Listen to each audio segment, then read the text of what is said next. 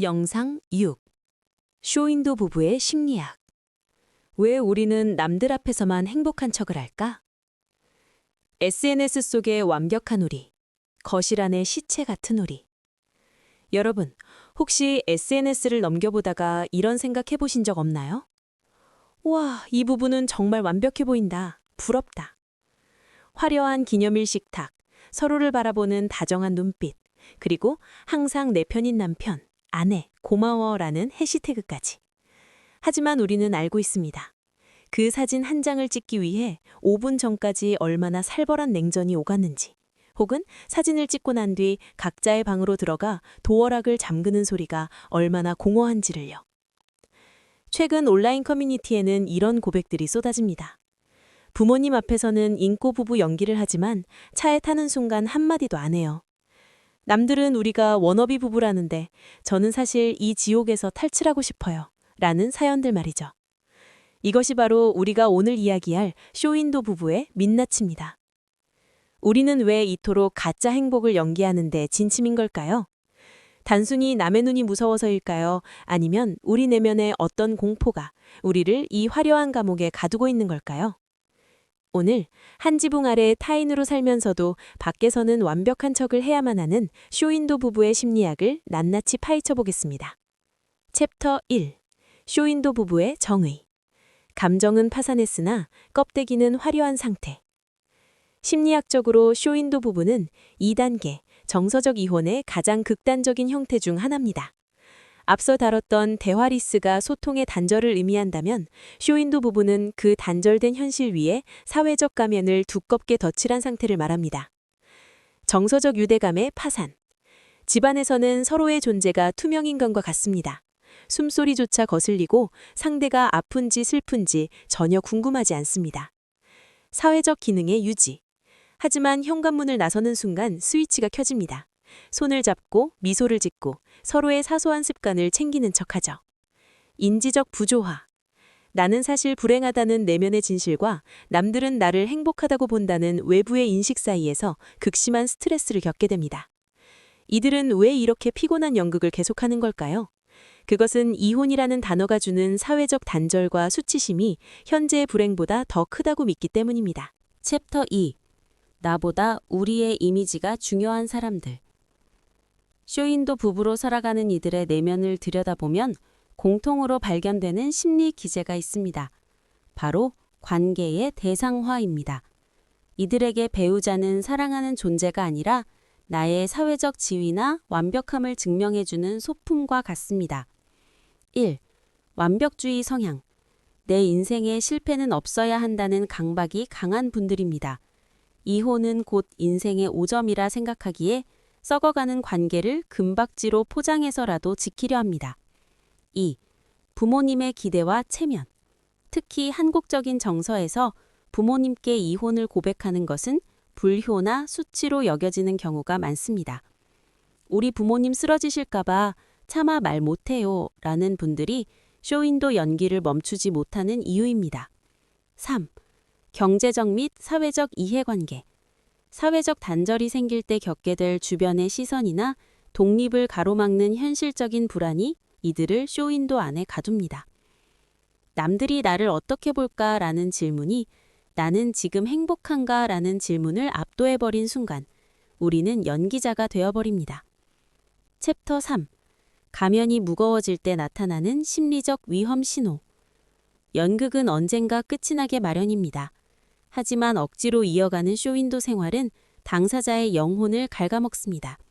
가면이 너무 무거워져서 더 이상 버틸 수 없을 때 우리 몸과 마음은 경고 신호를 보냅니다. 1. 해리 현상. 밖에서의 나와 집 안에서의 내가 너무 달라 어느 쪽이 진짜 나인지 혼란을 느낍니다. 2. 만성적인 공허함. 남들의 부러움을 쌀수록 내면의 외로움은 더욱 짙어집니다. 이 모든 게 가짜인데 라는 생각이 문득 들 때마다 걷잡을 수 없는 우울감이 밀려옵니다. 3. 대리만족의 위험. 배우자에게서 채우지 못한 정서적 허기를 아이에게 집착하거나 제3자를 통해 해결하려는 시도가 나타나기 시작합니다. 챕터 4. 세상에서 가장 예민한 관객, 아이들이 느끼는 공포. 쇼윈도 부부들이 가장 많이 하는 착각 중 하나는 우리가 밖에서 잘 지내는 척하면 아이들도 모를 거야 라는 생각입니다. 하지만 심리학적으로 볼 때 아이들은 부모의 말보다 비언어적 신호를 읽는데 천부적인 재능이 있습니다. 부모가 억지로 지어 보이는 가짜 미소, 서로의 눈을 피하는 찰나의 순간, 그리고 현관문을 닫자마자 거실을 지배하는 그 서늘한 침묵을 아이들은 온몸으로 흡수합니다. 이런 환경에서 자란 아이들은 혼란에 빠집니다. 눈앞의 부모는 다정해 보이는데 가슴으로 느껴지는 분위기는 공포영화처럼 차갑기 때문입니다. 이것을 심리학에서는 이중 구속 상황이라고 부릅니다. 겉과 속이 다른 부모의 태도 때문에 아이는 무엇이 진짜인지 판단하지 못하게 되고 결국 타인의 눈치만 살피는 눈치 백단의 아이가 되거나 관계 자체를 불신하는 성인으로 성장할 위험이 큽니다. 배우자 대신 아이에게 집착하며 자신의 정서적 허기를 채우려는 부모의 행동 또한 아이에게는 평생 갚지 못할 심리적 부채가 됩니다. 챕터 5. 감정노동의 끝, 정서적 번아웃이 찾아오는 이유. 쇼윈도 부부로 산다는 것은 24시간 내내 무대 위에 서 있는 배우와 같습니다. 집 밖에서는 완벽한 남편과 아내의 역할을 수행해야 하고 집 안에서는 배우자의 존재를 지워버린 채 투명 인간처럼 살아야 하죠.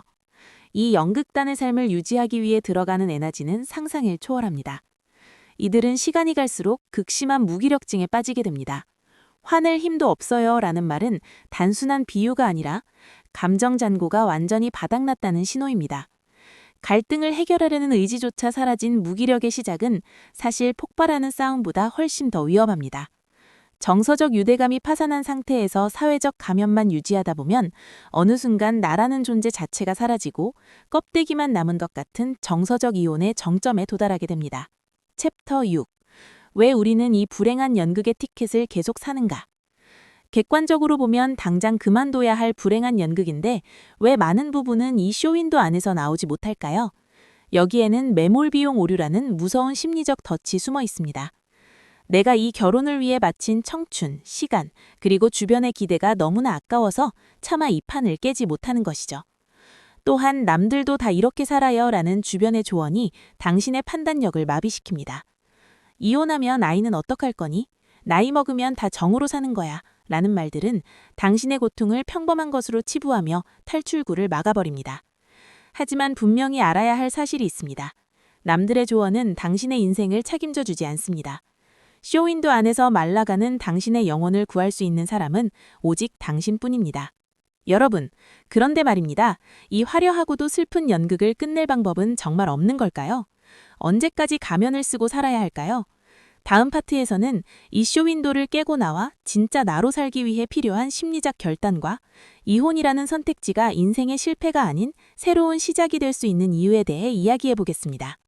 챕터 7. 가짜 평화를 깨는 용기. 심리학자가 권하는 이혼의 기준. 언제까지 이 연극을 계속해야 할까요? 많은 분이 심리적 임계점에 도달했을 때 비로소 결단을 내립니다. 이 단계를 스위치가 꺼지는 순간이라고도 하죠. 평소라면 아무렇지 않았을 라면 끓이는 소리나 배우자의 사소한 습관이 갑자기 참을 수 없는 트리거가 되어 폭발하기도 합니다. 이혼 전문 변호사를 찾아가기 전 심리학자들이 먼저 권하는 결정적 체크리스트가 있습니다. 첫째, 이 관계가 나의 자존감을 회복 불가능할 정도로 파괴하고 있는가? 둘째, 아이들에게 건강하지 못한 부모의 모델을 보여주고 있는가? 셋째, 혼자일 때의 외로움보다 함께일 때의 고독이 더 지옥 같은가? 만약 이 질문들에 그렇다라고 답한다면 당신은 이미 정서적 이혼의 선을 넘은 상태입니다. 쇼윈도를 깨는 것은 파괴가 아니라 갇혀있던 진짜 당신을 구출하는 작업입니다. 챕터 8. 나를 위한 재탄생. 사회적 편견을 비웃는 자존감 회복 기술.